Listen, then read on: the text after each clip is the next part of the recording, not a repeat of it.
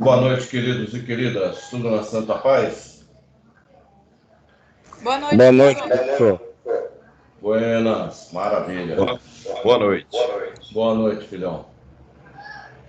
Deixa eu só dar uma olhada aqui no quórum. Ainda está meio baixo.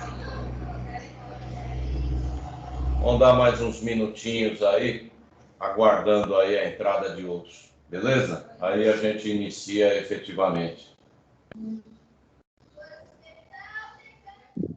Boa noite, professor. Boa noite, filhão.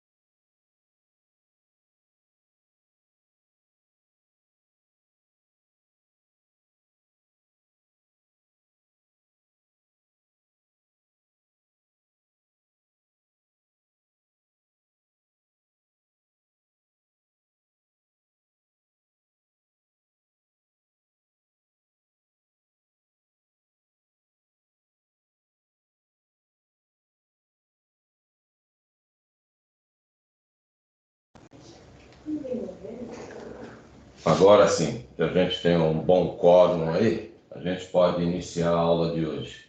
Para aqueles que eu não tinha visto antes, né? Uma boa noite a todos aí.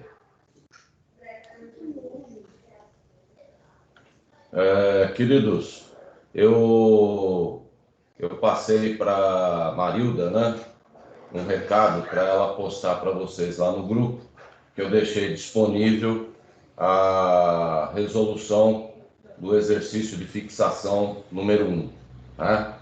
Eu vou compartilhar a minha tela com vocês aqui, para mostrar o arquivo e aonde ele está, para não ter risco de ficar perdido procurando.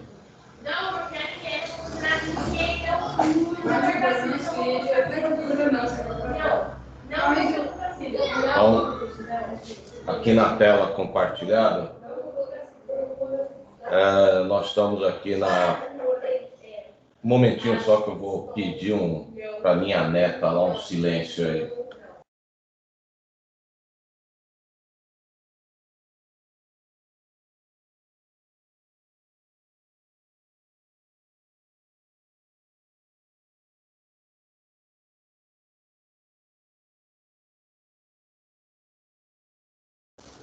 Prontinho, desculpa, queridos. Agora podemos voltar aqui. Então, na página de entrada do grupo, né, aqui do lado esquerdo da tela, a gente tem a página de acesso, né, e aí vem algumas abas, né, que estão criadas. A aba geral, que é a aba tradicional, onde a gente agenda as aulas e deposita os arquivos, né. Depois eu criei aqui, ó, vídeo, resolução, exercício, fixação número 1. Dentro desse canal criado aqui, está o vídeo com a resolução comentada do exercício e o arquivo. Então eu posso abrir aqui o arquivo para a gente mostrar.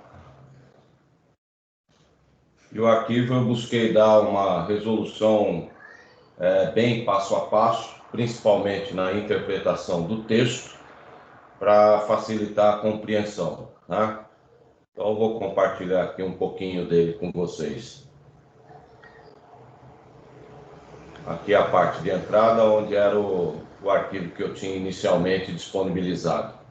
E aí começa efetivamente a interpretação, né?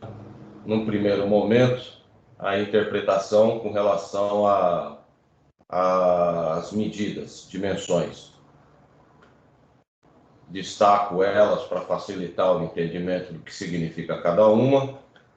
E depois a gente vem posicionando elas no desenho que foi disponibilizado.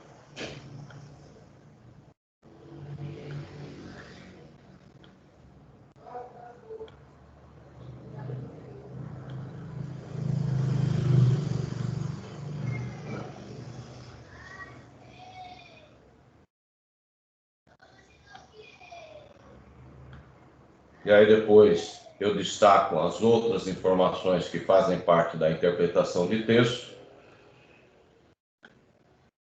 E aí os dados preparados para a resolução, né? E logo em seguida inicia, né, a resolução do exercício de uma forma passo a passo, de forma a tornar ela o mais didática possível. Aí, para vocês fazerem o download, basta clicar aqui no 3 pontinhos, aí tem a opção do baixar aqui, aí pode baixar e fazer o download para o seu computador ou para o seu celular.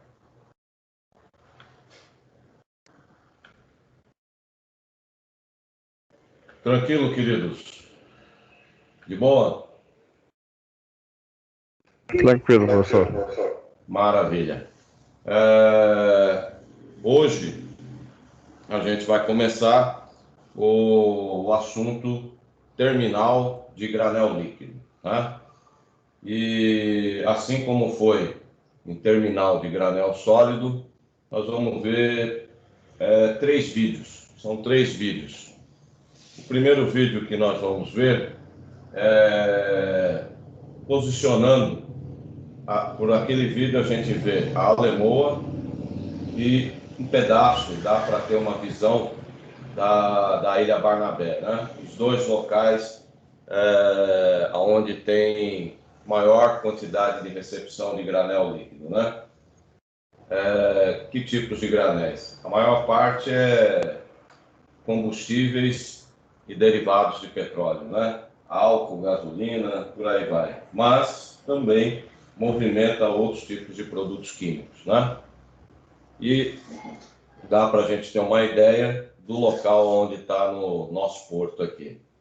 Depois nós vamos ver uma simulação do porto de Algeciras. Nessa simulação, ela nos permite ver algumas características de um terminal de granel sólido, não, perdão, terminal de granel líquido. E a terceira filmagem é o mesmo terminal de Algeciras, só que agora ele já em operação, né? E aí aquilo que foi visto em termos de projeto na simulação, a gente tem uma visão da realidade deles lá. André, valeu pelas imagens lá. Valeu mesmo. Obrigado, filhão. Opa, legal, mestre. Então, eu vou compartilhar a minha tela aqui com vocês.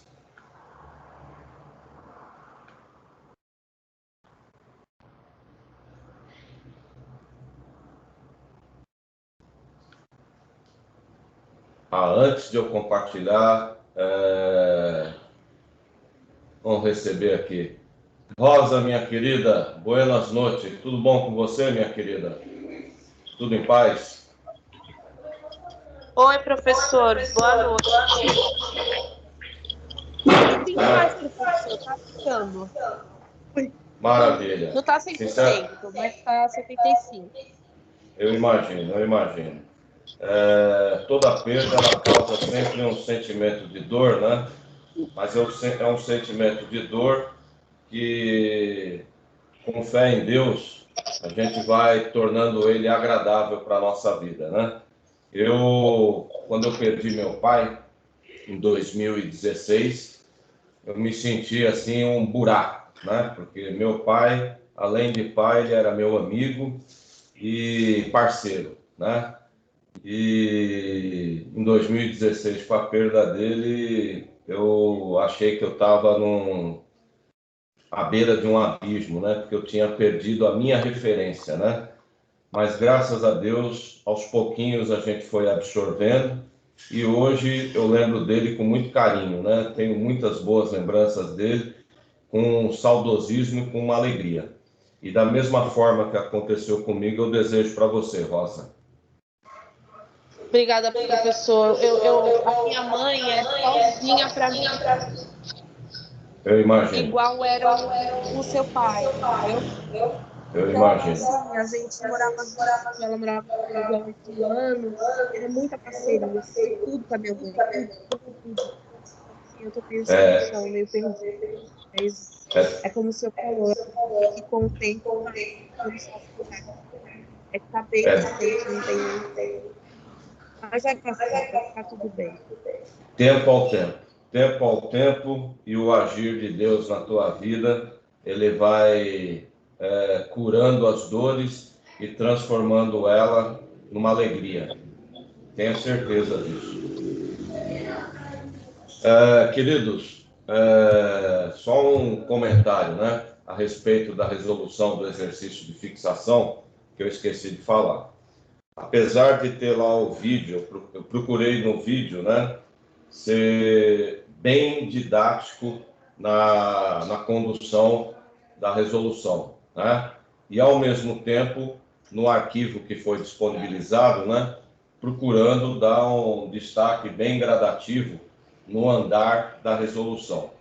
Porém, se surgir alguma dúvida, alguma dificuldade, vocês tenham a liberdade de me procurar aqui mesmo durante a aula ou até mesmo utilizando o próprio chat privado ou mesmo os contatos via e-mail e via WhatsApp que eu forneci para vocês. Beleza, queridos? Tranquilo? Beleza. Certo, então. Então, agora dando continuidade, né? Iniciando aí a nossa jornada em terminal de granel líquido. Então, vamos passar por esses 3 videozinhos antes de a gente começar a efetivamente trabalhar o material. Então, eu vou compartilhar aqui a minha tela com vocês. O primeiro videozinho que a gente vai ver é o nosso aqui da Lemoa. Vou dar um... Ele é muito rápido, né? Deixa eu tirar aqui. Então, eu vou dando pausa nele para a gente observar, né? A primeira coisa que a gente observa, né, é que quando da construção dele, ele já teve alguns avanços interessantes. Ao invés de eu aterrar, né, como foi feito ao longo do cais que vem antes dele, que a gente ganhou o espaço da água aterrando e depois construindo sobre esse aterramento, né? No caso da Lemoa, fez-se a opção de construir um pier avançado. E deve ter algum sentido, né? A gente deve pensar assim, pô, por que eles não aterraram essa região para criar uma faixa de cais junto à área de movimentação? Aí pergunto eu para vocês, o que vocês acham que fizeram eles pensar?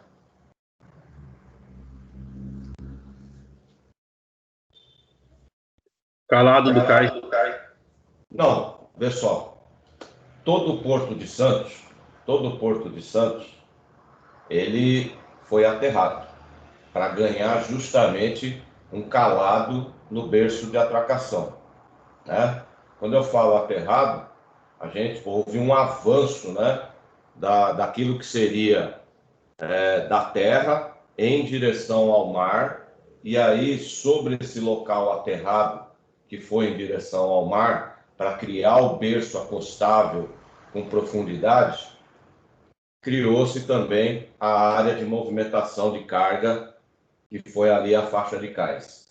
Agora, aqui na Lemoa, eles não aterraram, eles criaram um pier avançado e mantiveram a água em torno desse pier.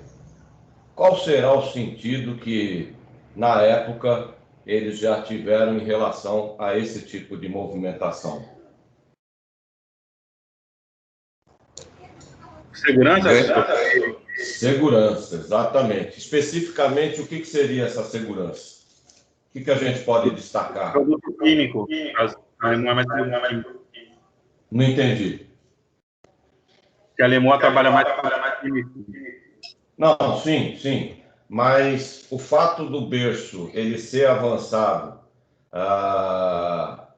no pier, né, e estar longe da área de armazenagem, ele fica longe, ele tem uma distância em relação à área de armazenagem. O ponto de vista é segurança, mas vamos destacar o que seria essa segurança especificamente. Vamos imaginar um acidente. Se acontecer alguma coisa com a embarcação, não pega, teoricamente, não pega na parte de armazenagem. Eu estou mais distante e consigo isolar. Perfeito, exatamente. O fato de ter o pier afastado da área de armazenagem permite você concentrar as chamadas válvulas de bloqueio, né, aonde isolaria o pier da área de armazenagem. E aí você evita um acidente de grandes proporções. A outra, no caso de um acidente também com embarcação, é você ter acesso, né, por todos os lados da embarcação, no caso de uma necessidade de apagar algum incêndio, né? E também porque facilita a disposição das boias, né? Então nós vamos ver logo depois ali que existem já, que ficam ali disponíveis algumas dragas e algumas boias.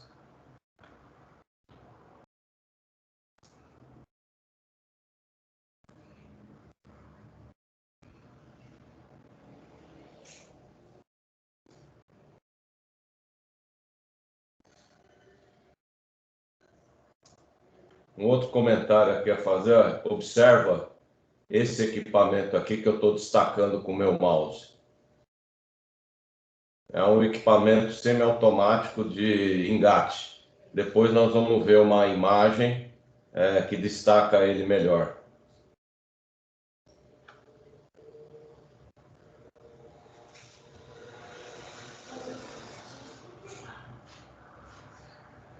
E aqui, ó, vocês observam que aqui tem um pier particular da Transpetro, né?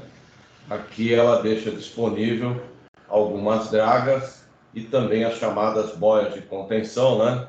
Para produtos com densidade menor que a da água, né? Produtos que vão boiar, ser possível conter esse produto que está boiando para depois ser posteriormente via dragar ele.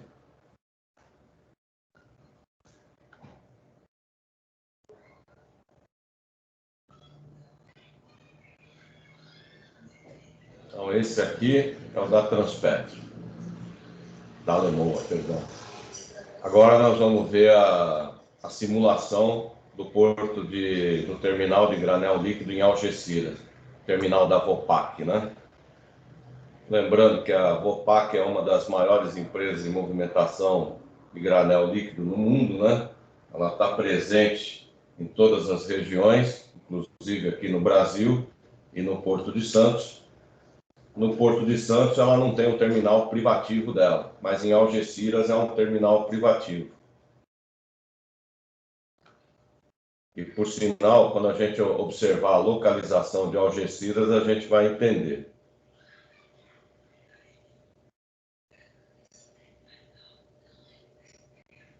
Aí ela está mostrando a participação dela na movimentação de carga através dos vários portos espalhados pelo mundo. E agora, especificamente, Algeciras. Algeciras está ali na Espanha, né? E ali tem um estreito, né? Que é o Estreito de Gibraltar. Esse Estreito de Gibraltar é a comunicação do Mar Mediterrâneo com o Oceano Atlântico, né? E lembrando que o Mar Mediterrâneo, né, é onde você tem as maiores rotas, né, vamos colocar assim, principalmente na movimentação de petróleo, né?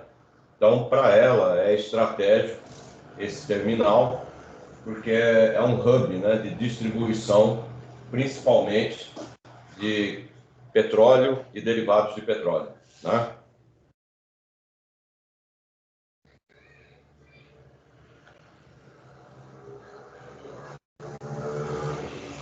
Aí nós temos uma visão do projeto e a área. Um detalhe a se comentar aqui da área, vocês observaram que a parte cinza aqui, onde meu mouse está passando, ruas, né? Dividindo as quadras onde ela tem os tanques. E logo em seguida começou aqui um desenho com preto. Esse desenho preto que vocês vão observar que vai tomar conta de cada uma dessas quadras são aquilo que a gente chama de canaletas, né? São as canaletas. Existe, lógico, se chover, então é uma canaleta para águas fluviais. Mas a principal função dessas canaletas é isolar, né, o terminal do meio ambiente, do solo principalmente, né? Então significa dizer que em casos de acidentes, em casos de vazamento de produtos dentro da área do terminal, o produto ele escoa para essas canaletas e depois ele vai para um reservatório, um tanque, que nesse caso aqui, e na maioria, diga-se de passagem, ele embaixo da terra, né? É um poço construído para receber produtos que vieram a vazar ou até mesmo água fluvial. Depois existe a separação, né? Através de bombas de drenagem, mas principalmente para evitar que vazamentos dentro da área do terminal venham a contaminar o solo e o lençol freático da onde ele está instalado.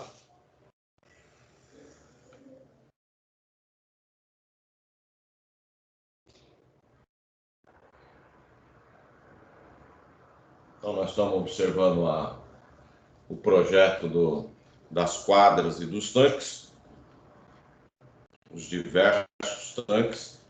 Uma coisa que é importante também se destacar, existe uma segregação por tipo de produto, né? Produto químico segregado do produto de origem de petróleo e outros que possam vir a ser armazenados pelo terminal.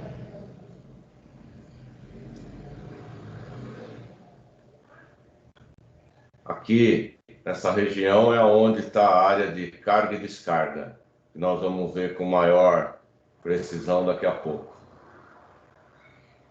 Agora ele está mostrando o caminho do pipe rack em direção à faixa de cais, aonde está o berço de atracação. Isso que nós estamos vendo construir aqui agora, chamado de pipe rack, nada mais é do que uma estante onde estão apoiadas as tubulações. São diversas tubulações, né? Porque cada tubulação ela vai prestar um serviço para um determinado tipo de produto, né? Para evitar contaminação e para evitar acidentes na criação de no caso, por exemplo, através de uma contaminação de 2 produtos, você pode gerar um terceiro produto mais agressivo. Então, para evitar a geração desse terceiro produto agressivo, a gente cria várias tubulações para segregar o uso delas para cada tipo de produto. Então, aí o pipe rack indo em direção ao berço de atracação. E aí nasce o primeiro berço.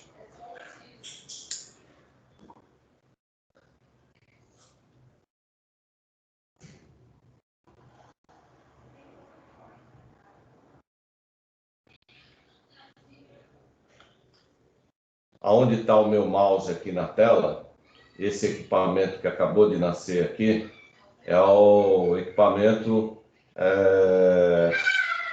de engate semiautomático de mangotes no navio, né? Então a operação ela pode ser feita à distância e sem a utilização de pessoas ali naquele local. O engate semiautomático ele permite também, num caso de acidente, uma isolação mais rápida da área. E a gente chama ele de uma forma, vamos colocar assim, popular, árvore de Natal.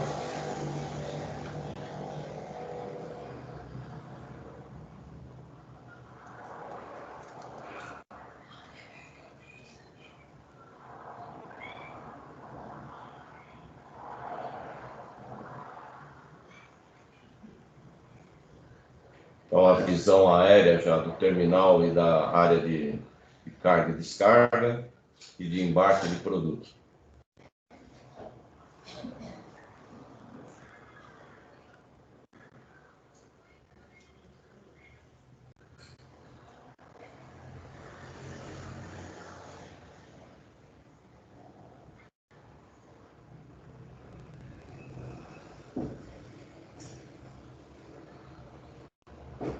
A visão da árvore de Natal e agora a visão interna, né, da área de circulação.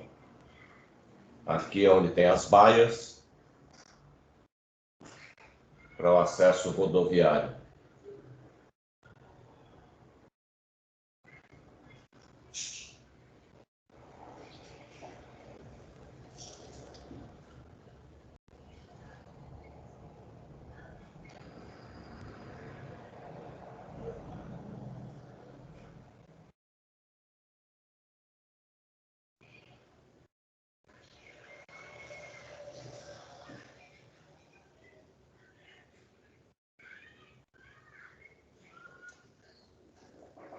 Pronto, Chicho. Maravilha. Aqui ele chegou no fim. Agora eu vou colocar, né, o mesmo terminal, só que ele já inaugurado.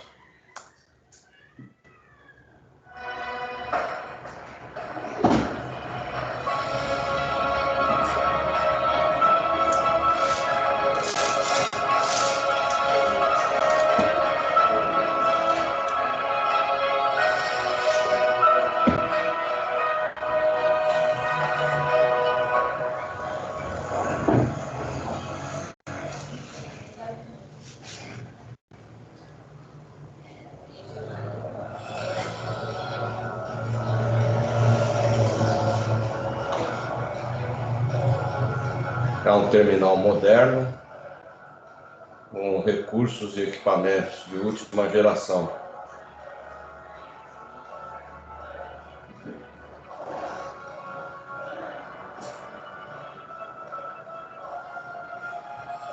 E aí a visão de construção dos tanques. Grandes tanques, diga-se de passagem.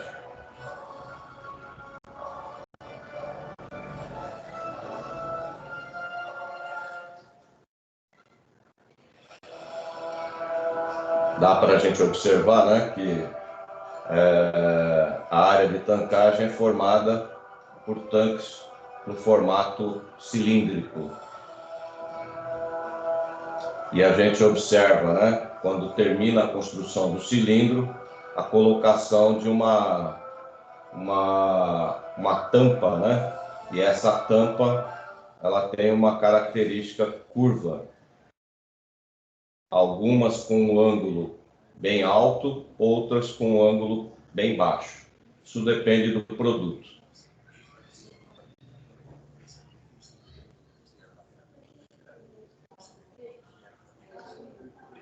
De España y situado en una de las principales posiciones estratégicas para el tráfico marítimo a nivel mundial, conectando Europa, África Occidental, América y Asia. Esse é o Estreito de Gibraltar. Forma parte del segundo mayor mercado europeo de servicios de abastecimiento de combustible y supone un imprescindible enclave logístico. En Vopak Terminal Algeciras tenemos como misión el desarrollo estable y continuado del puerto de Algeciras, aumentando y diversificando el número de operadores de graneles líquidos. Aqui os equipamentos, bombas e válvulas. Nuestro compromiso con la zona va más allá con un decidido empeño en potenciar la generación de actividad y empleo en la comarca del Campo de Gibraltar, mediante la contratación de proveedores de bienes y servicios locales para E aí o pipe rack, que alimenta a área de embarque, as tubulações. En una superficie de más de 6 hectáreas, Vopak Terminal Algeciras dispone de unas óptimas infraestructuras de almacenamiento, con 22 tanques y una capacidad de 403.000 metros cúbicos, además de una terminal de atraque para barcos de un tamaño de hasta 225.000 toneladas de peso muerto. Actualmente, Vopak Terminal Algeciras cuenta con un proyecto para la ampliación de la terminal que garantiza el crecimiento industrial del puerto, potenciando la economía y el empleo locales.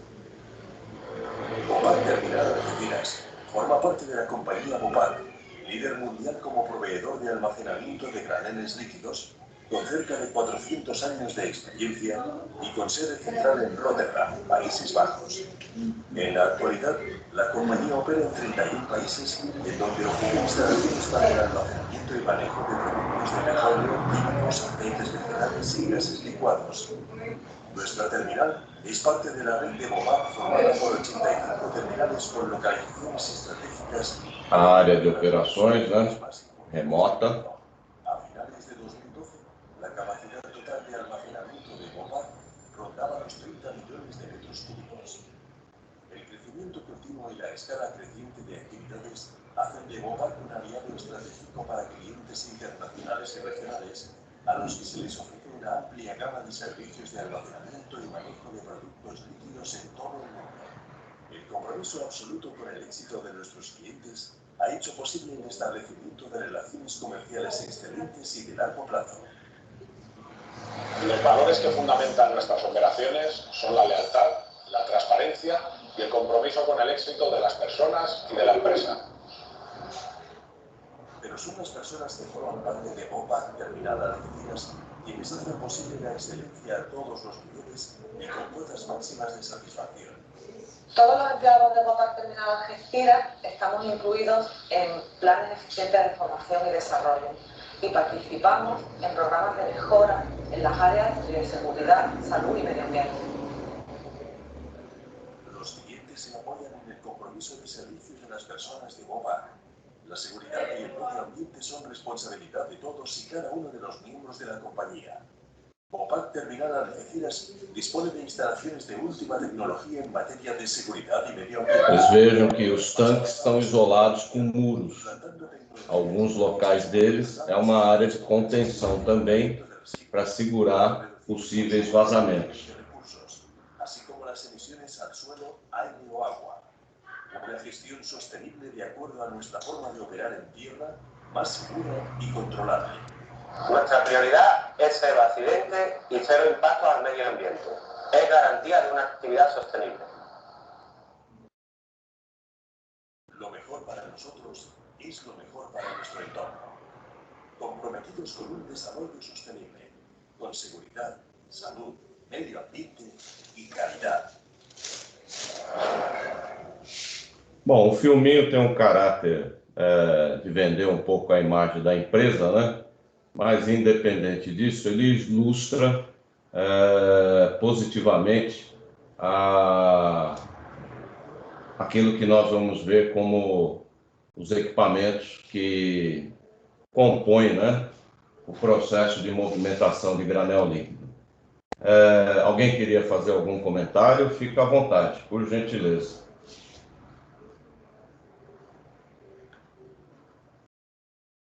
Ninguém quer falar comigo? Não acredito.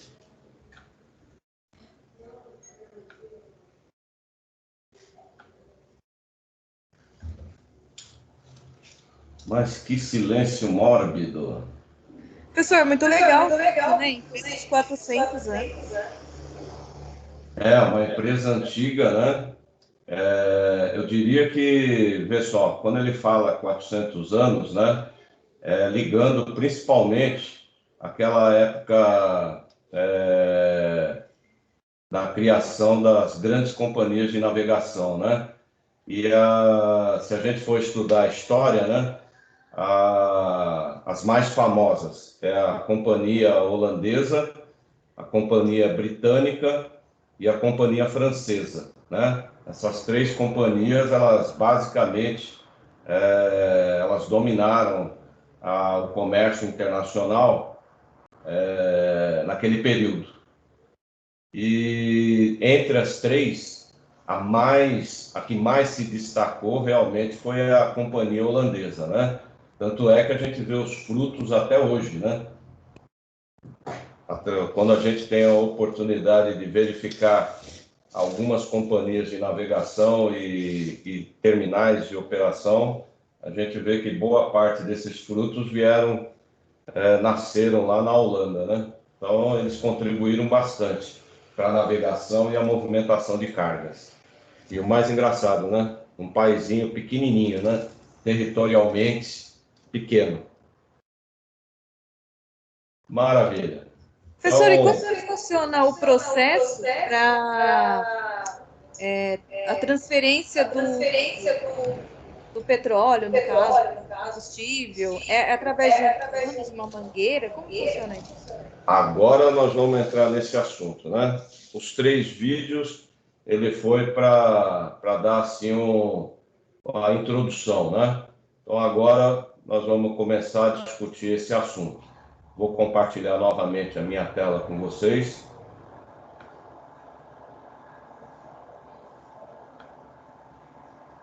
Então, vai dar para a gente comentar algumas coisas aqui, né? Deixa eu ver sem tirar isso aqui. Deixa eu ver como é que fica a imagem.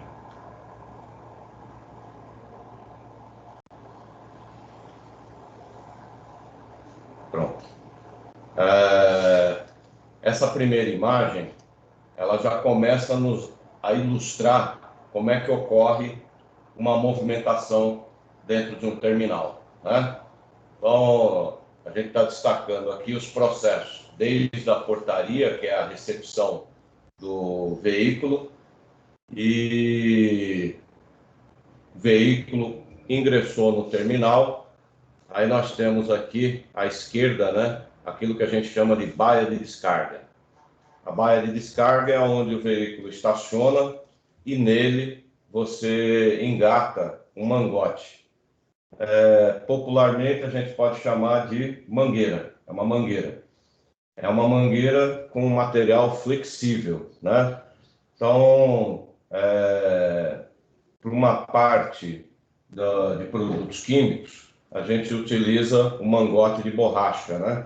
Com revestimento interno para suportar a abrasão e corrosão desse produto químico. Outros produtos além da parte de borracha, né, do flexível, a gente reveste ele com uma cinta de aço. E o objetivo é dar uma maior resistência, né? Porque você está trabalhando, em alguns casos, com produtos pressurizados, e aí, por conta dessa pressão desse produto, o mangote ele tem que ter uma resistência para suportar o deslocamento. Então, aí a cinta de aço, ela permite essa resistência e uma transferência, a retirada do produto, né, do caminhão, para a área de tanques do terminal. E quem faz essa retirada é o que nós vamos chamar o equipamento bomba de descarga, né? Essa bomba de descarga, ela é responsável por succionar o produto do caminhão e depositar ele num tanque. Então, o tanque que vocês estão vendo aqui na imagem, a gente chama ele de tanque cilíndrico na vertical, né? Ele está em pé. Então, quando ele está com essa característica que está na imagem, o nome dele, tanque cilíndrico na vertical. Vocês observam que esse tanque, ele está dentro de uma região onde a gente chama dique de contenção. Esse dique de contenção é para permitir que, em caso de acidente, o produto que vazar fique retido numa região do terminal e permita, depois, né, que você solucionar o problema do vazamento, permita que ele seja retirado e aí é feita uma logística reversa, né? Normalmente, esse produto ele acaba se contaminando, então ele não retorna para o tanque, né, para um outro tanque. Ele volta para um processo para recuperar o material, né? Tirar os contaminantes dele para permitir que ele novamente venha a ser comercializado. Observem, né, que todo o processo de operação vai aparecendo um equipamento que a gente chama de válvula, né? Então, eu tenho válvulas que isolam a bomba, tem uma válvula aqui embaixo do tanque que eu chamo de válvula dreno, né, que é para esvaziar o tanque. E de vez em quando, né, periodicamente, a gente também abre essa válvula para retirar resíduos que foram se depositando na parte funda do tanque, né? Lembrando, né, produto líquido, ele geralmente, independente se é combustível ou se é um produto químico como ácido sulfúrico, soda cáustica, todos eles existe um particulado que fica em suspensão. Esse particulado, quando o produto ele fica estacionado, ele começa a decantar. Então, para evitar entupimentos, periodicamente a gente retira esses resíduos abrindo o dreno. E esse resíduo a gente também recircula ele. Quando a gente fala recircula, na verdade, a gente recupera ele fazendo a logística reversa do resíduo, tá? Então, nada é perdido. Tudo é recuperado. Depois eu tenho aqui no próprio tanque, né, um limite.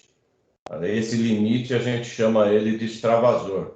É o limite de enchimento do tanque. Quando atinge isso daqui, corre o risco dele vazar para fora do tanque. Ele vai vazar para dentro do dique de contenção. Então, a gente controla a altura do tanque para evitar desperdiçar o produto pelo extravasor. Aí, logo em seguida, lembrando, né? Então, ó, só destacando, essa região que conta com a portaria, baia de descarga, bomba de descarga, é recepção do terminal de granel líquido. O tanque é a formação do lote. E o embarque ele vai ser formado pela bomba de carregamento e o mangote de carga que é acoplado ao navio, né? E aí vocês estão vendo diversos equipamentos auxiliares junto à linha, né? Que faz o embarque. A própria bomba tem as válvulas de sucção e descarga dela, mas entre a bomba e a válvula de descarga aparecem dois equipamentos auxiliares. Um é a válvula de retenção e o outro a gente chama de junta de expansão. A válvula de retenção, ela tem o objetivo de manter uma coluna de produto dentro da bomba. Ou seja, a bomba, para ela succionar o produto do tanque e empurrar ele, direcionar ele para o navio, ela precisa estar cheia, completamente cheia com produto, para haver o arrasto. Isso a gente chama de escorva, né? Na área operacional a gente chama de escorva. Então, antes de ligar um equipamento, antes de ligar uma bomba, a gente faz o processo de escorvar, que é verificar se ela está completamente cheia para poder fazer o arrasto. E nós temos essa válvula de retenção na descarga e uma que a gente chama de retenção em pé, que aqui está com o nome popular dela, cebolinha. Essas duas são válvulas de retenção. No momento que o equipamento está parado, essas duas válvulas estão fechadas. Elas estando fechadas, ela mantém produto dentro da tubulação e dentro da própria bomba. Então, quando eu for ligar esse equipamento, verificando a escorva, eu vou observar que ela está escorvada e aí eu posso ligar que vai haver o arrasto de produto. Tá? Deu para compreender até aqui, queridos? Tranquilo? Sim, Tranquilo. Maravilha. E o outro que aparece aqui, a junta de expansão, né? É justamente para dar um suporte na hora da partida da bomba. Tem que lembrar que a bomba está partindo da velocidade zero, a tubulação ela está estacionada, está sem pressão, e aí quando você liga a bomba, liga o motor ele atinge um pico, e nesse pico ele dá um certo impacto, empurrando o produto dentro da tubulação. É como se a gente estivesse, por exemplo, em casa, eu ligo a minha mangueira de jardim, né? Ligo ela na torneira e deixo ela no chão, né? Deixo ela no chão. Aí vou lá e abro a torneira de uma vez. Na hora que eu faço isso, a mangueira estando aberta, a mangueira começa a balançar, né? Porque o fluxo da água gera uma pressão interna na mangueira e ela começa a balançar sozinha. Agora, esse problema numa tubulação, você corre o risco de dar um golpe de ariete e apresentar uma fissura, ou seja, arrebentar a tubulação e aí o produto vazar. Então, para evitar esse tipo de impacto no momento do ligar o motor, no momento de ligar a bomba, a junta de expansão ela é flexível, ela pode ser borracha, como ela pode ser um flexível de aço, né? Aço não, perdão, alumínio. E essa junta, no momento do ligar o motor, ela recebe todo o impacto da descarga da bomba, absorve e não transfere para a tubulação. E aí você dá longevidade para os equipamentos. E além disso, a gente sempre tem uma válvula de bloqueio rápido, né? Antes do mangote de carregamento do navio. Essa válvula de bloqueio rápido é uma válvula semiautomática acionada eletricamente por um motor, ou pneumaticamente ou hidráulica, né? São 3 formas de acionamento. Posso acionar ela através de um motor elétrico, posso acionar ela através de ar comprimido, como posso acionar ela através de um fluido pressurizado, né? E aí ela rapidamente ela bloqueia e evita, a ideia, né, é evitar um acidente de grandes proporções. Beleza, queridos? Tranquilo? Tranquilo, professor.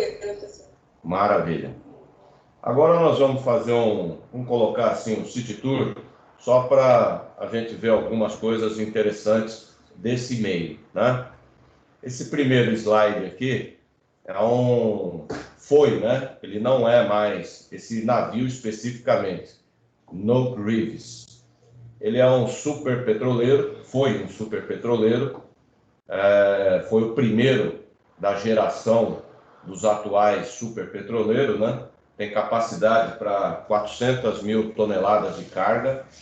Um detalhe interessante é que o projeto do navio Valemax, da companhia Vale do Rio Doce, é semelhante a esse aqui. Então, o Valemax, vamos colocar assim, entre aspas, é um primo desse projeto aí no No Greaves, tá? Então, vamos ver as características dele interessantes, desses super petroleiros. Então, aqui é o tamanho dele, né? Ele tem... não está aparecendo aqui completamente. Deixa...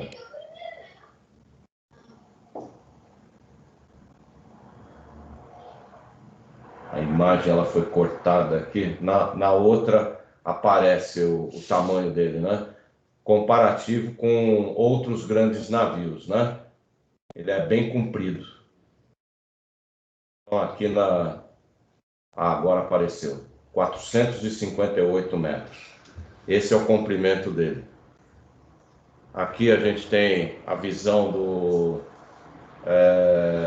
da boca dele também, quase 70 metros de boca.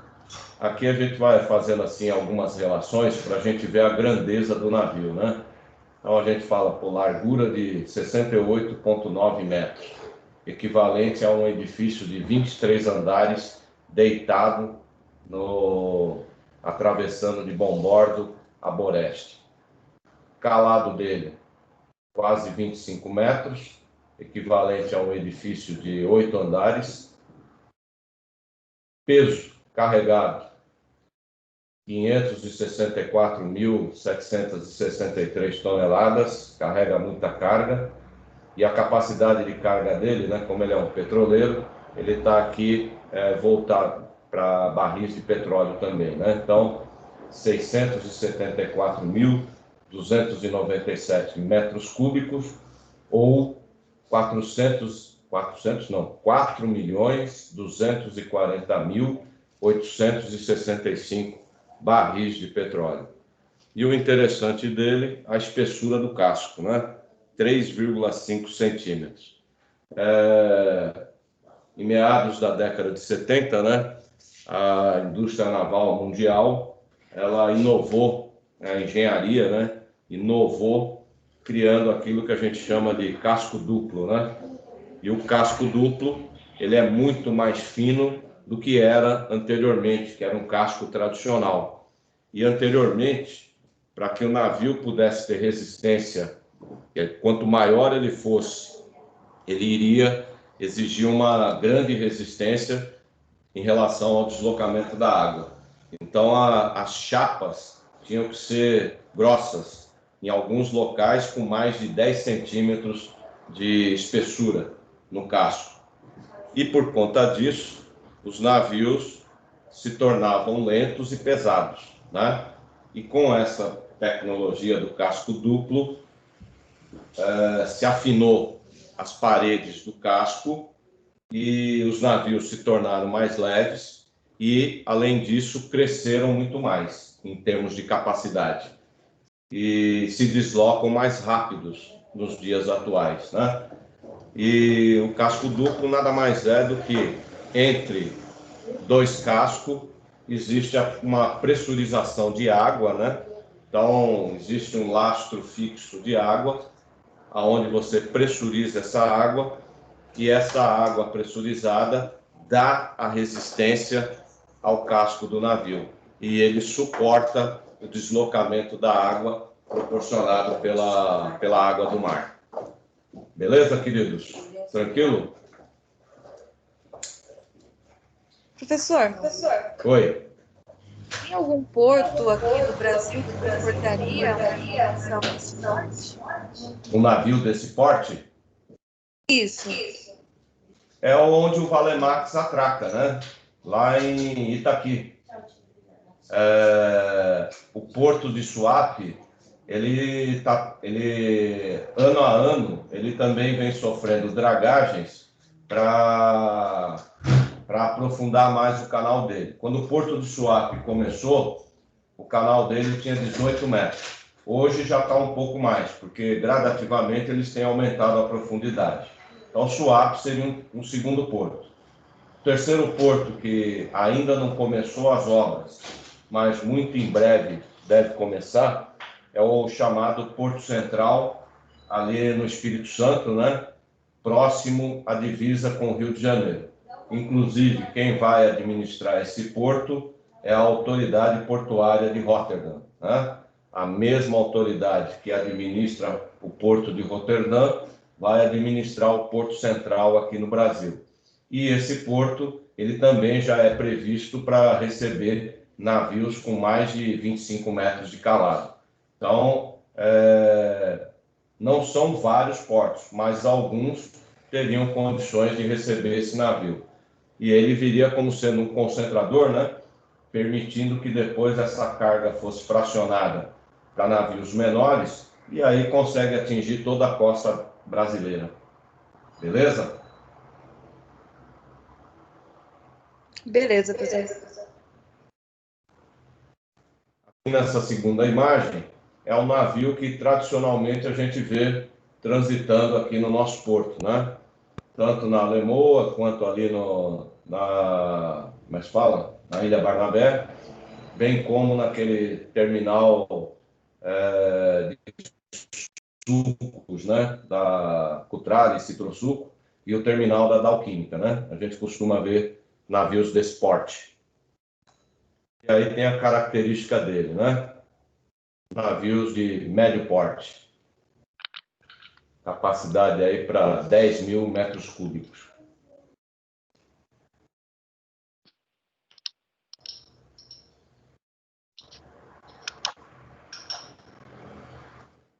E o outro é um navio de menor dimensão.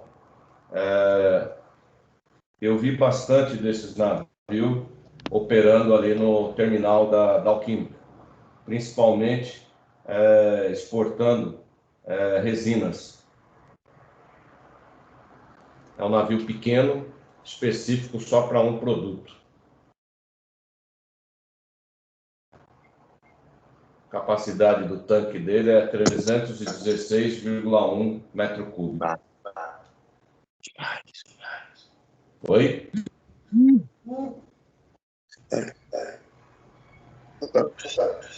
Oi?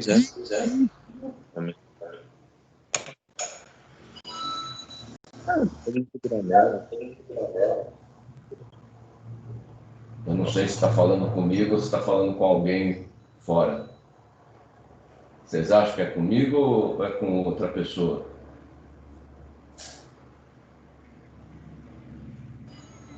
Eu acho que deve ter desmontado o celular. Então vamos continuar.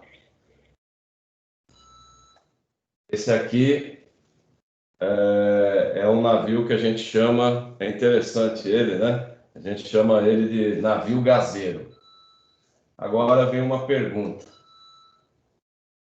Do ponto de vista movimentação de carga e transporte, vocês acham que a gente movimenta e transporta gás ou movimenta e transporta líquido? O que vocês acham?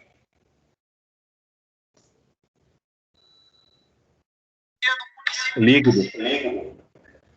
Líquido, exatamente.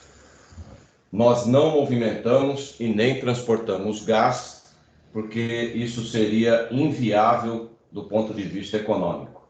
Então, o que a gente faz? A gente pega o produto gás, né? O produto que naturalmente, nas condições normais de temperatura e pressão que nós estamos, ele naturalmente seria gás. A gente faz um processo chamado de compressão, né? E nesse processo de compressão, que é diminuir o espaço dele, diminuir o volume, na hora que você comprime, as moléculas se aproximam, e essas moléculas, quando se aproximam, elas liquefazem. E aí começa a liquefazer, e aquele produto que inicialmente era gasoso, ele passa a ser um produto liquefeito, né? Nós temos vários exemplos. Nós temos o GLP, né? GLP é uma mistura de propano e butano, né? Um gás que a gente utiliza para queimar no fogão. No fogão a gente queima gás. Então significa que industrialmente eu poderia queimar esse gás no maçarico, por exemplo, né? Agora, ele armazenado, ele está no estado líquido, comprimido, sob pressão. O botijão de gás que a gente tem em casa é um tanque, é um reservatório. E, por sinal, ele está na posição cilíndrico na vertical. Esse tanque, ele tem lá líquido dentro dele. E um intervalo, um espaço. Esse espaço vazio é justamente a região aonde é permitido a gaseificação desse líquido comprimido. E com o uso, a gente chama, dentro de casa, né, o registro de gás. Só que aquilo não é um registro, porque ele não registra nada. O correto é que aquilo lá é uma válvula controladora de pressão.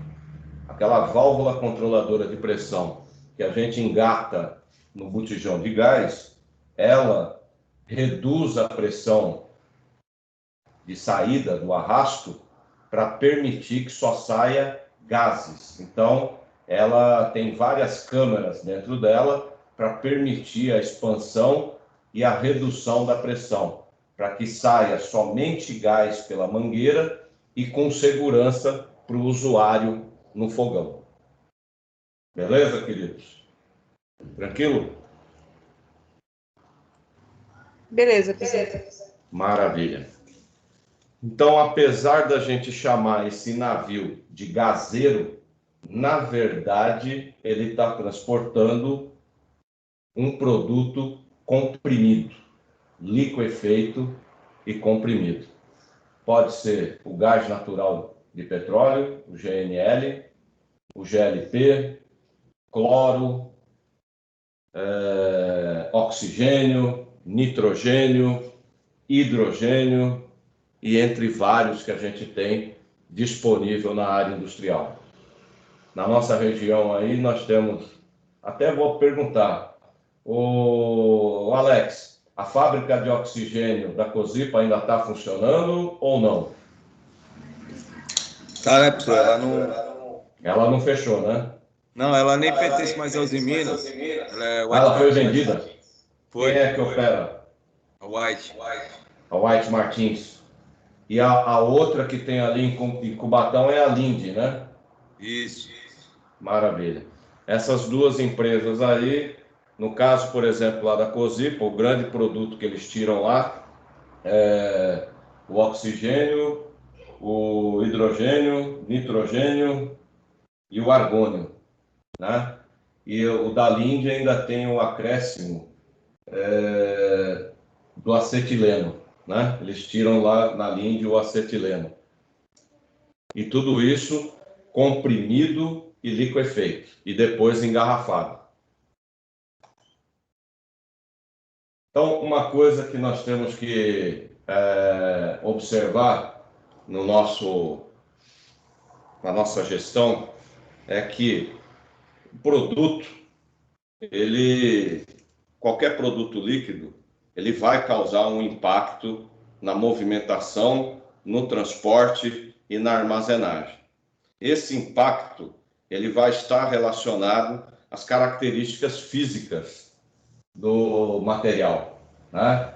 Então, a primeira característica física que a gente está vendo aqui, densidade, né? Densidade nada mais é do que a massa dentro de um volume, né?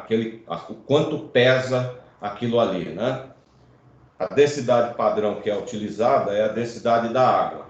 Então, nós usamos como indicador para identificar alta ou baixa densidade a água, que tem o padrão de densidade de 1 kg por litro, né?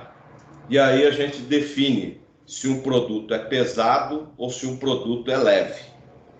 Pergunto eu para vocês, o petróleo é pesado ou o petróleo é leve? O que vocês acham? Pesado. Não entendi. Leve. Leve, exatamente. Tanto é que ele é leve porque ele boia, né? Então, quando há um vazamento de petróleo, ele não vai para o fundo, né? Ele boia e depois a gente retira ele usando uma draga, né? A superfície onde ele está concentrado. Agora, produtos químicos como soda cáustica e ácido clorídrico são pesados. Significa que se vazar para um lençol freático ou vazar no canal do Porto, ele se mistura com a água, porque ele vai lá para o fundo e depois ele se deposita no solo do fundo do leito do rio, do canal, né? Então, em termos de problemas ambientais, produtos químicos com características de densidade maior que a da água acabam causando maior transtorno em termos de poluição ambiental, né? Contamina solo, lençol freático e toda a vegetação ao entorno. No caso de um vazamento do petróleo, também existe esse prejuízo, só que ele é mais rapidamente minimizado quando comparado ao produto mais pesado. A outra característica, viscosidade.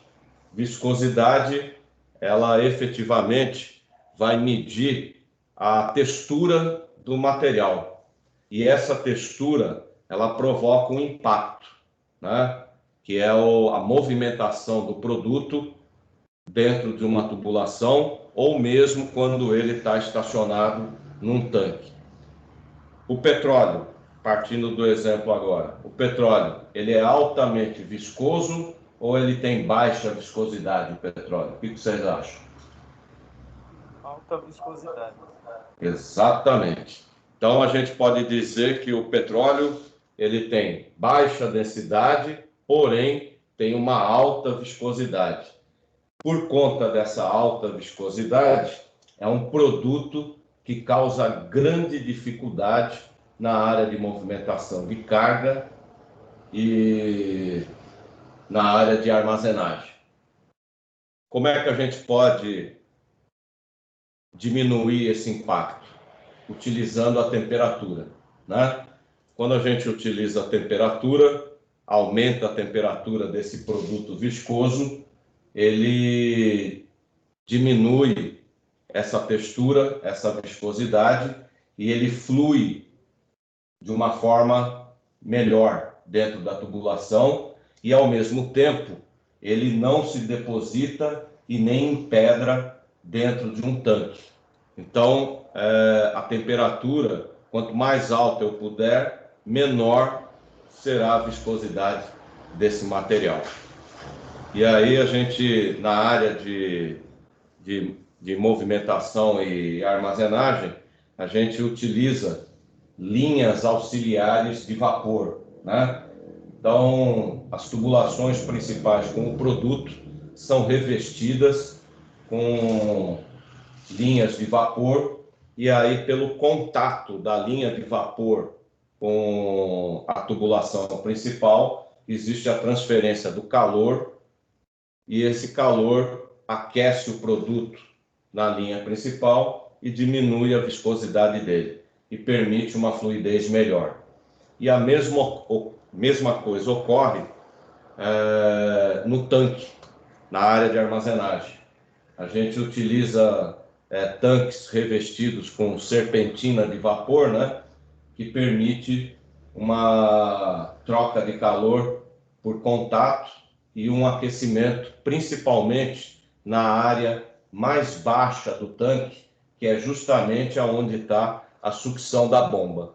E aí eu tenho uma maior fluidez do produto e uma movimentação mais adequada e com segurança. Beleza, queridos? Tranquilo? Professor, na descarga de carretas... Não entendi. Na descarga de carretas, o uso do vapor tem que ter um cuidado, né? Senão... sim, isso aí... Esmagar o tanque. Você não tem a dúvida. Por exemplo, lá na Cosipa, pegando o exemplo da Cosipa, durante muito tempo a gente utilizou o alcatrão como combustível de forno. Ele foi substituído, graças a Deus, pelo gás natural. Quando instalou a rede de gás natural lá, passou a ser o combustível principal de forno, misturado junto com o gás de coqueria e gás de alto forno. E esse era o nosso combustível. Mas, nos tempos remotos, a gente utilizou muito o alcatrão. O alcatrão é uma borra, né? Inclusive, semelhante, é a borra do petróleo, né? E essa borra, a gente mantinha o tanque aquecido, né? Ele era revestido na sua parte baixa com vapor, e a linha de sucção e a bomba tinha um revestimento com vapor. O mangote flexível que a gente conectava ao caminhão, ele não tinha vapor. Ele é um flexível de borracha e ele não tinha nada de contato com ele. Porém, o caminhão, ele era um caminhão térmico, para manter o produto dentro do tanque do caminhão, com baixa viscosidade, para facilitar a descarga. Agora, imagina a situação depois que você termina a descarga, para lavar o mangote, para guardar ele. Imagina a situação no final, como é que era. Dava pena dos meninos. A gente usava uma mangueira de vapor, né? Que a gente conectava num dos lados do mangote e ficava soprando o vapor lá dentro até começar a escorrer só a água do mangote. É uma operação relativamente perigosa. O colega aí relatou para mim que ao descarregar a gordura de uma carreta, colocaram o vapor pela escotilha dela. Ai, meu Deus do céu. Ele retirou a mangueira e fechou a escotilha. Não pode fechar. A água, o vapor resfriou, virou água. A água ocupa menos espaço. A pressão atmosférica esmaga o tanque da carreta. Nossa Senhora. Imagina o estrago que fez ali. Machucou alguém? Não machucou, mas o prejuízo foi enorme. Não, graças a Deus, pelo menos não machucou ninguém. Prejuízo, com certeza, porque depois que você retorce a parte de aço, praticamente vira lixo, né? Vira sucata. É muito rápido que acontece, né? Eu tenho até assim, pegando um gancho no que você compartilhou, né? Um acidente com um amigo meu, né? Porque é muito rápido. Eu vou compartilhar só pelo fato do que você falou rápido, né? Esse amigo, ele trabalhava lá na fábrica de oxigênio. Ele já era chefe de turno, não me recordo agora se ele era técnico de painel ou já era chefe de turno. Mas um brother mesmo, um brother do coração. Uma descarga simples de uma carreta. Nós estávamos comprando oxigênio líquido porque o nosso consumo de oxigênio líquido não estava sendo atendido pela fábrica de oxigênio naquele período. E aí nós compramos. E aí estava se descarregando o oxigênio líquido, mangote flexível. Um detalhe, mesmo na época das vacas magras lá da Cosipa, essa área da fábrica de oxigênio, ela não deixou de sofrer com a manutenção, né? A gerência na época, o que ela tinha de recurso financeiro, ela direcionou a maior parte para a fábrica de oxigênio, justamente porque ali é uma área crítica, né? Um acidente ali é crítico. O mangote que foi utilizado para fazer o processo de descarga, novo, mangote novo, porém, ele tinha um defeito de fabricação na malha de aço, na cinta de aço. E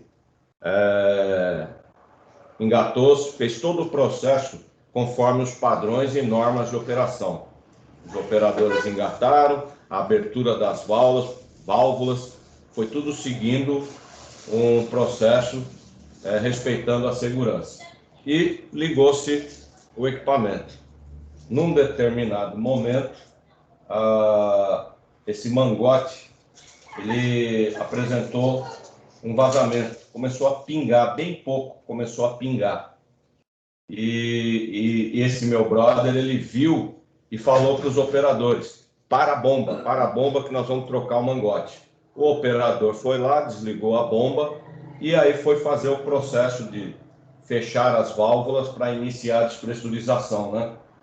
Justamente ele foi fechar a válvula porque o vazamento era próximo do engate com o caminhão. Ele foi fechar a válvula no engate do caminhão e, de repente, a mangueira deu uma espirrada. No que deu a espirrada de oxigênio líquido, pegou um pedaço da luva dele, a luva que ele estava usando para proteger a mão e o punho, só que, infelizmente, mesmo pegando na luva, houve um contato com a pele, né? Só para vocês terem uma ideia, é uma queimadura de 3º grau, né? Queimadura de tecido muscular. Ele teve que fazer 2 cirurgias de enxerto, né? Tirando carne ou do traseiro dele ou da batata da perna para poder enxertar no antebraço dele. Uma bobagem, um mangote que estava com defeito de fabricação. Então, mesmo fazendo tudo certo, a gente já corre um risco. Imagina fazendo tudo errado. O risco, como no caso que você contou, o risco aumenta significativamente. É um perigo. Trabalhar com produtos, não importa se é produto químico, se é suco de laranja ou se é um gás, não importa. Trabalhar com produtos líquidos é muito arriscado. É muito mais arriscado do que movimentar um produto seco. Infinitamente mais. Porque envolve pressão e envolve as características de abrasão, corrosão e explosão do material que está sendo movimentado. Então, um acidente que pode ser pequeno acaba se tornando, às vezes, desastroso. Inclusive, lembrando, né, aquele acidente de, não lembro se é 2014 ou 2015, ali no terminal da Ultracargo, né, ali na região da Alemoa. Foi um vazamento que começou justamente no processo de descarga, descarregando um caminhão. Esse era combustível, acho que era álcool, se não me falha a memória, vazou e não houve uma contenção imediata. E aí, logo em seguida, alguma coisa lá entrou em curto-circuito. Se alega que foi algo relacionado à parte elétrica do motor. Algo ali deve ter ficado molhado, né? O produto pode ter umedecido essa parte elétrica aí gerou faíscas, né? Entrou em curto, gerou uma faísca e a faísca acabou dando a ignição, porque ali fica retido, né, vapores, né? À medida que o líquido vai evaporando, aquilo fica concentrado. E aquele vapor concentrado acabou sendo o gatilho para o incêndio no terminal. Uma bobagem, um processo bem simples, mas que acabou se perdendo durante algumas tomadas de decisão. Então, é um local que a gente precisa ter uma plena postura antes de tomar uma decisão, avaliar os prós e contras e riscos. E, principalmente, ter o perfeito entendimento das características de cada material e dos equipamentos que está trabalhando. Eu, por exemplo, até na aula passada, né, que eu estava comentando com vocês, eu fui agraciado, né? Eu entrei para trabalhar, quando eu entrei na COSIPA, era justamente para trabalhar na área da GEU, antiga GEU, né? Gerência de Energia e Utilidades, e era na área de utilidades, né? Então, movimentação de água e combustíveis. E aí eu fui agraciado, eu já era químico, né? A minha primeira formação, mas eu fui agraciado depois com um curso in company, né? Quem deu o curso in company foi o Senai, curso de instrumentação, e aprendi muito, né? Aprendi muito ali de hidráulica, elétrica, mas principalmente as questões relacionadas à segurança. Eu não lembro o nome do instrutor, talvez o André até possa lembrar o nome. Esse cara, o instrutor, um dos instrutores, porque foi uns 3 instrutores que nós tivemos, um deles era funcionário da Petrobras. Ele era da área de operações e segurança da Petrobras. Então, esse cara foi, em termos de aula de segurança e de manuseio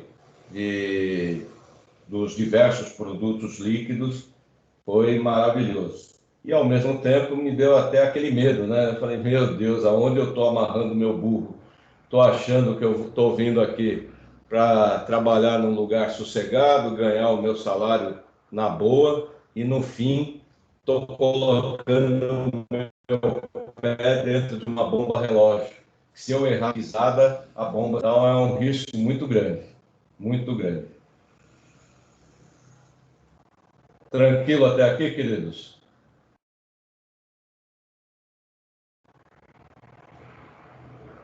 Alô?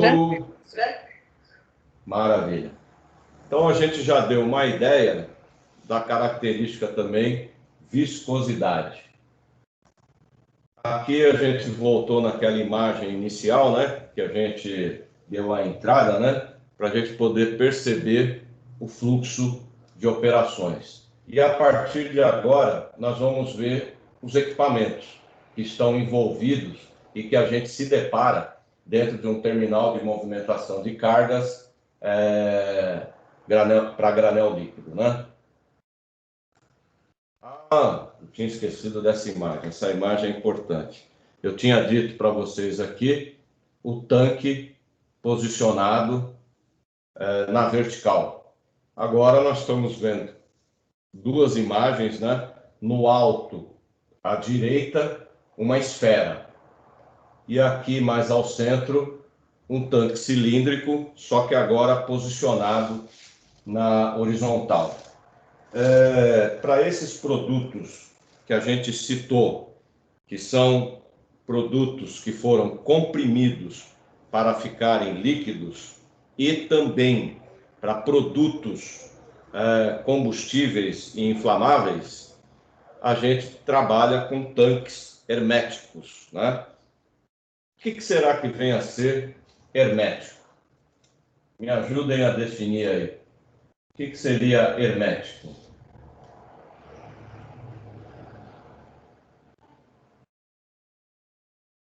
Me ajuda. Sem a presença de oxigênio? A presença ou sem a presença? Sem. Sem a presença, perfeito. Então, significa dizer que o tanque está isolado do meio ambiente, né? Essas características desses produtos é justamente por conta de contaminações e, ao mesmo tempo, para manter a característica dele líquido, sob pressão, né? Se eu tivesse um tanque com um extravasor aberto para a atmosfera, que é o que acontece com tanques de produtos químicos, como soda cáustica e ácido sulfúrico, eu não conseguiria manter esse produto comprimido na forma líquida, porque ele rapidamente iria evaporar, porque ele tem uma grande característica que é a volatilidade, né? Ele tem um alto grau de volatilidade, significa que ele evapora muito rápido, e aí evaporando muito rápido, ele iria escapar do tanque, saindo pelo extravasor, né?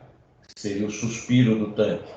E aí ele iria contaminar o meio ambiente e criar nuvens, né? Nuvens que dariam margem a um acidente. Então, por conta dessas características, esses produtos têm aquilo que a gente chama de estar selado, né? O sistema é um vaso selado. E aí tem algumas características aqui referente ao tanque, né? Além dele ter aquilo que a gente falou, dreno, linha de carregamento, linha de saída do tanque, ele tem a adição de algumas novas linhas. Então, a primeira linha que a gente está vendo aqui à esquerda, a gente está chamando ela de linha bypass ou linha de equalização. O que significa ela? Quando vem um caminhão, eu vou engatar o mangote da linha de carregamento do tanque do terminal no tanque do caminhão. Mas, lá na parte superior do caminhão-tanque, ao invés de eu abrir a escotilha dele lá em cima, eu vou engatar uma linha chamada bypass. Então, aí, a fase líquida e a fase gasosa do tanque do caminhão se comunica com a fase líquida e a fase gasosa do tanque do terminal. Qual é o objetivo disso? Equilibrar as pressões. Então, quando eu tenho a linha, os vasos, caminhão e terminal equilibrado em suas pressões, pressão igual, aí eu posso descarregar o caminhão com segurança. A segunda linha que nós temos aqui é uma linha chamada purga. Purga, onde o objetivo aqui é, através dessa purga, a gente, digamos, vamos fazer a manutenção desse tanque. Manutenção na área interna do tanque, seja no revestimento ou seja nas paredes do tanque, né? Então a gente precisa esvaziar esse tanque. E aí a gente esvazia ele, transfere ele para um outro tanque, retira todo o produto lá. Porém, dentro do tanque vai ficar gases. Gases de qualquer produto que esteja armazenado lá. E alguns gases são nocivos do ponto de vista envenenamento, assim como do ponto de vista explosão, um incêndio. Então, a gente engata numa saída, na linha de saída do tanque, um bico. E esse bico a gente utiliza para queima, né? Então eu engato um bico, um fogareiro, vamos colocar assim, né? Na linha, num trecho da linha de carregamento, bem distante do tanque, e acendo uma chama piloto. Essa chama piloto, todo o gás que sair desse tanque, ele vai ser queimado nessa chama piloto. Agora, eu preciso forçar a saída desse gás. E para forçar a saída desse gás, a gente injeta na linha de purga o gás nitrogênio. O gás nitrogênio, ele tem uma característica física e química muito interessante. Ele é chamado de gás inerte. Quando eu falo que é um gás inerte, que será que é essa ser inerte? O que é ser um gás inerte? Me ajudem a definir.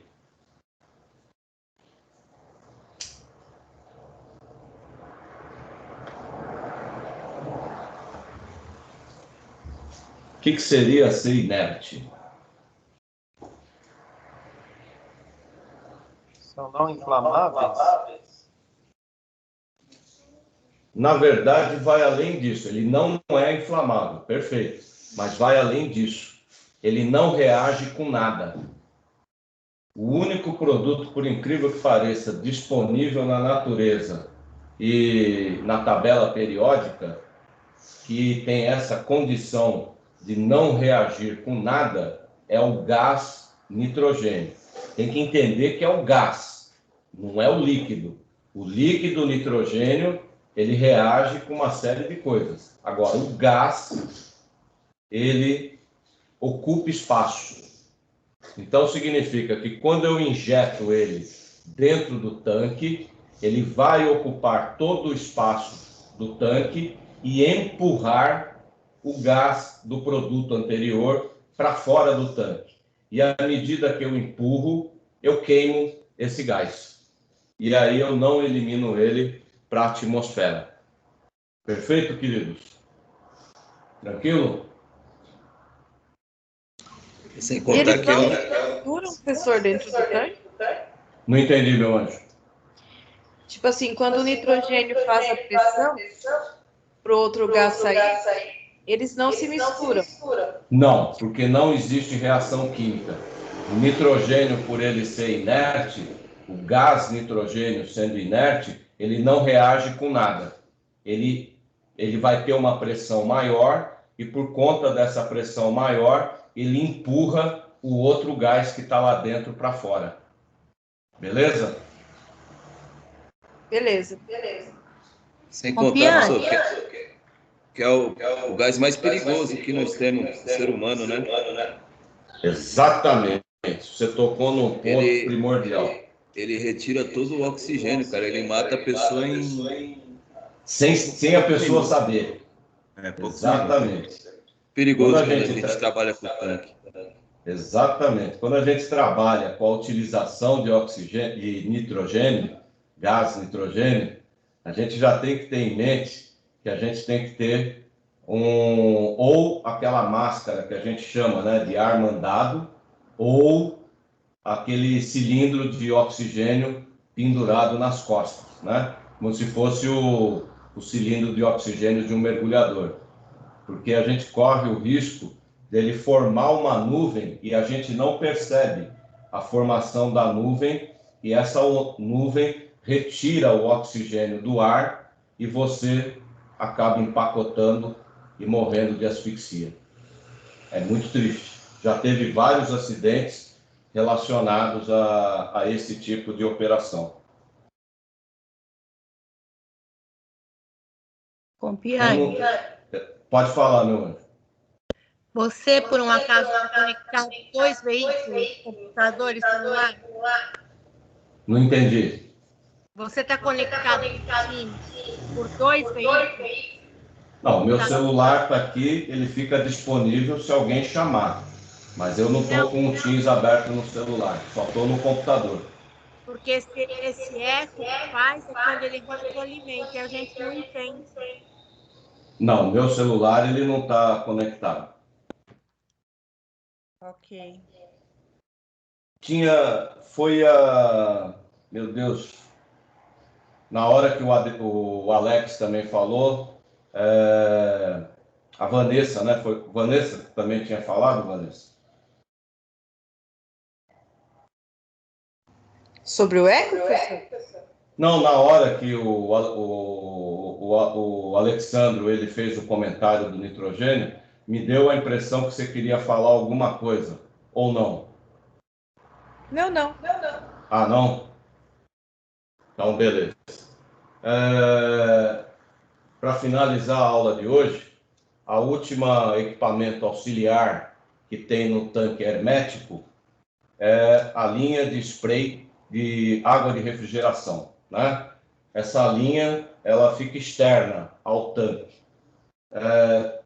Lembrando, num processo de compressão de um gás, para ele se tornar líquido, na hora que foi comprimido o espaço, que diminuiu o volume para ele se liquefazer, a pressão ela tem um aumento, mas principalmente por conta de uma reação física, quando as moléculas se aproximam, ao invés dela jogar a energia fora, ela guarda a energia. E na hora que as moléculas desse gás guardam energia, a temperatura do líquido ela cai vertiginosamente, né? Da temperatura ambiente vai para temperaturas abaixo de zero. Então, por exemplo, o oxigênio ele atinge entre 5 a 10 graus negativo e o nitrogênio acima de 30 graus negativo. Então, são temperaturas absurdas. O oxigênio, como eu falei antes lá no caso do acidente desse amigo, ele causa uma queimadura de terceiro grau, queimadura de tecido muscular, né? Agora, o nitrogênio líquido, né, que está acima de 30 graus negativo, abaixo, perdão, de 30 graus negativo, causa amputação automática. O que significa isso? Se a gente tiver o contato com esse material, ele na hora, ele congela, mata o tecido e aquele tecido ele se desfaz, né? E esses produtos que têm essa característica da temperatura cair, num dia de sol, né, na área de armazenagem, num dia de sol, a temperatura do tanque começa a aumentar. Na hora que essa temperatura do tanque começa a aumentar, a pressão interna do tanque vai subindo na mesma proporção. Então, para evitar o aumento da pressão interna do tanque, é colocado essa linha de refrigeração para poder auxiliar na refrigeração externa do tanque. E em alguns tanques é colocado até serpentina e utilizado compressor para passar o gás freon para refrigerar o tanque. Quem teve a oportunidade de ir lá na... Como é que é o nome do terminal ali na Ilha Barnabé? Meu Deus, me fugiu aqui o nome. Me ajuda aí. Alguém lembra do nome do terminal lá da Ilha Barnabé? Me fugiu o nome aqui. Agel, acho. Qual? Agel. Isso. A Geoterminais, quem teve a oportunidade de ir lá, deve ter observado que uns tanques num canto, quase na divisa do terminal, lá no lado direito, né? Com serpentinas de refrigeração, usando compressor, que é para fazer uma troca de temperatura mais rápida e mais eficiente. E aí permite que a temperatura do tanque diminua e não transfira isso para a área interna do tanque, e não transferindo, não existe o aumento de pressão. A pressão fica controlada, né? Eu já vi aqui a hora, né? Então nós vamos encerrar por aqui e terminar a aula de hoje. Pergunto eu para vocês, gostaria de fazer algum comentário, alguma coisa, antes de finalizar?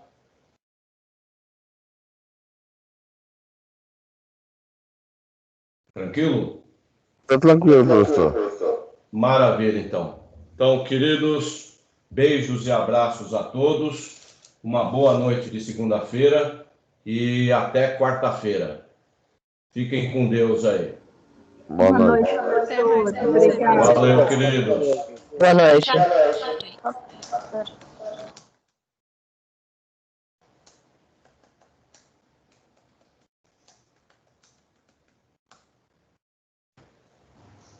Muito boa a aula, professor. Muito interessante. Gostou? Nossa, amei. Eu sempre quis entender como funciona um terminal de granel líquido. Fico feliz, fico feliz. Uma boa parte da minha vida profissional foi na área de movimentação de granel líquido, principalmente, né? A indústria de fertilizante, na COSIPA, né? E prestando serviço em alguns terminais do Porto. Fico feliz de ter podido colaborar com vocês aí, ilustrando um pouquinho o que a gente fez no passado. Valeu, minha querida. Boa noite, professor. Boa noite, meu anjo. Fica com Deus até quarta-feira. Até, amém, o senhor também. Valeu. Valeu, meus anjos. Até mais aí e boa aula depois do intervalo aí para vocês.